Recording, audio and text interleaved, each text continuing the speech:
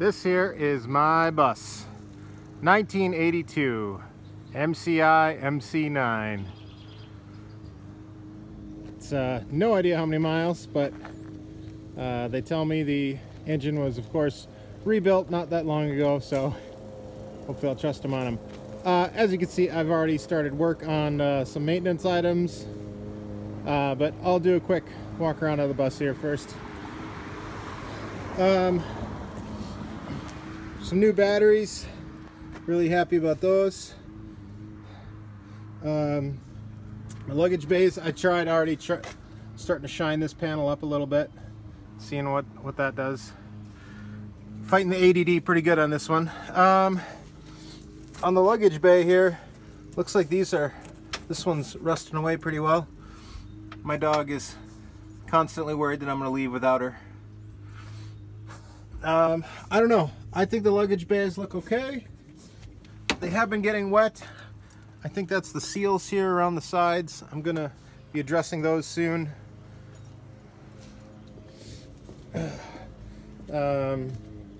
Tires are pretty good. There's a couple, where are they? It's on the other side, that there's two tires that are bad, but other than that, they look pretty good. I've been using this emergency fill to air up the system while I'm at home so I don't disturb my neighbors. Here's the beast, 6V92. Drove it about 5 hours home, worked fine. The only issue, when I did come home, I did notice that this outlet, downpipe, whatever, came loose. If anybody has any ideas on how to keep that snug, that'd be sweet. A little bit of oil here and there. People tell me if these aren't leaking, they're not working. So I tend to trust them. Previous owners did try to wire up a harness for tow vehicle. They did. They had this put together, so that's really nice.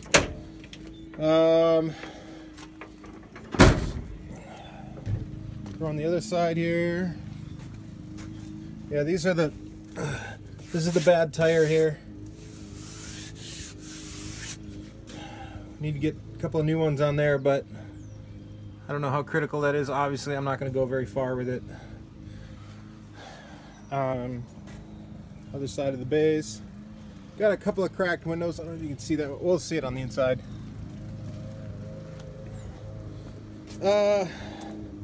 Yeah, the previous owners they put a generator in here, and actually I think that might be an okay spot to put it. I plan on putting just a small generator in and trying to run mostly solar. I know. I've been reading. It's not as simple as everybody says, or you think. Actually, people who know say it's really, really hard and expensive, and I know that, but I feel like putting in solar, investing in solar rather than a giant diesel generator would be better. So anyway, what are we looking at here? I have been fighting the headlights. All this wiring in here has been a mess.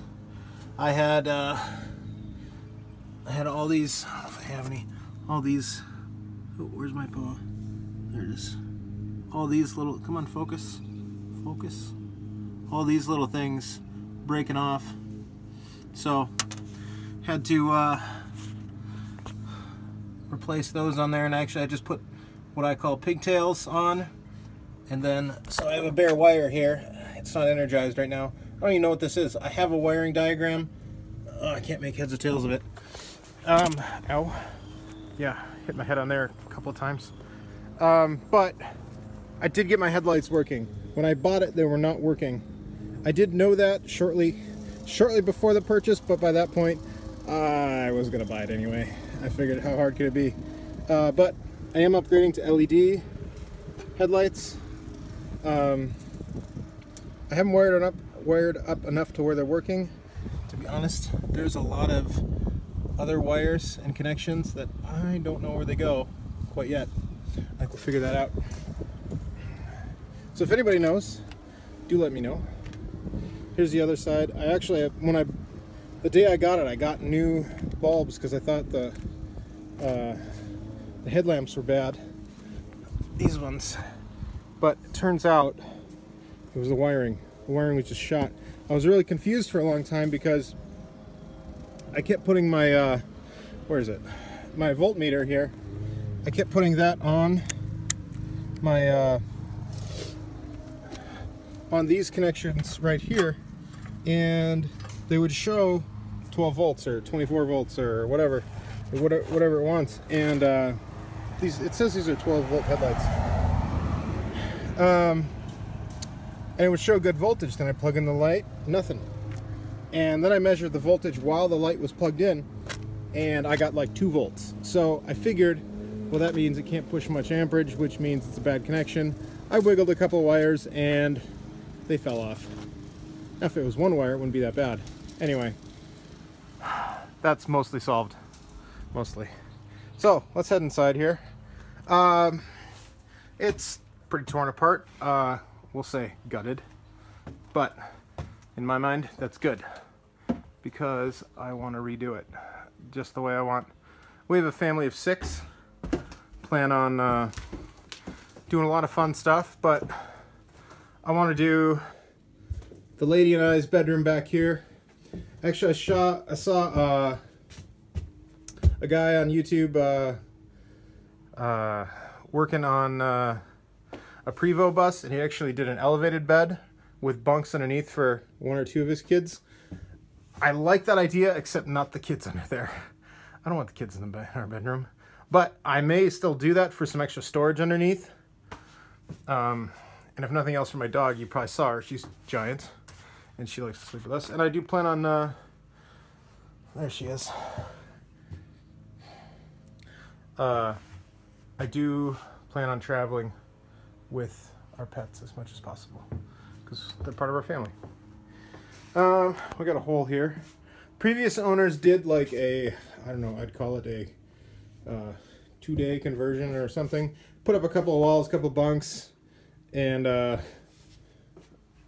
called it good, I guess. But I honestly have to thank them for gutting it because that's something I don't have to worry about. This is broken.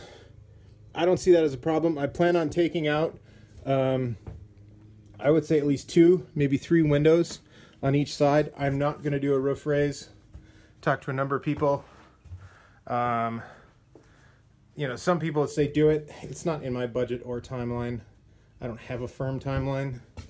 Looks like there's some rust here. No. Wow. Yes. Ooh. Yes, actually. Yes. I'll need to adjust that. Anyway. That kind of makes sense because it's wet right under there a lot in the basement. But so let me show you what I'm really proud of. So I got a steal on this bus, in my opinion.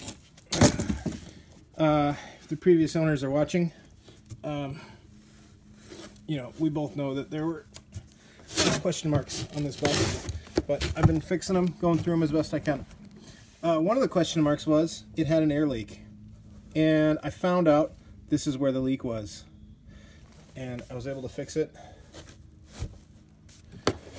Just used a air soldering iron and was able to heat up the copper tube enough. But I pulled out that little ramp, found it under there. My wipers are still they're still leaking. They are air wipers. There's another, but in general it holds, well, it's down pretty far right now, but before you had to rev up the engine to get the parking brake off. Now, even just normal idle will do it, or fast idle for sure will get it up there. I plan on building a complete custom dash as best I can for this. Redo all this. Oh, what else? It's getting warm. I've actually even been thinking of, we went to an RV show and we saw some over driver bunks in some Class A's. It wasn't terribly common. It was not in the bus chassis ones. A lot of the gas ones, some of them had them, but I'd like to try and make it work. We could do cabinets up there, but if we did make it a bunk and we decided we didn't want it, we could later make it cabinets. But another thing I'm not sure what to do with, if you have ideas, is the escape hatches. Do we keep them? I don't know. I do intend on doing roof air. It seems like a good place to do it is maybe right here. You know, do one here and then do one in the back where the back roof hatches. Previous owners put in this. I plan on probably going over that and trying to put in one of the automatic fan ones. So that's the long and the short of it. I probably forgot something. If you have questions about it, let me know in the comments, in the whatever. Other than that, you know, I'm really happy with it, and plan on repainting it and stuff.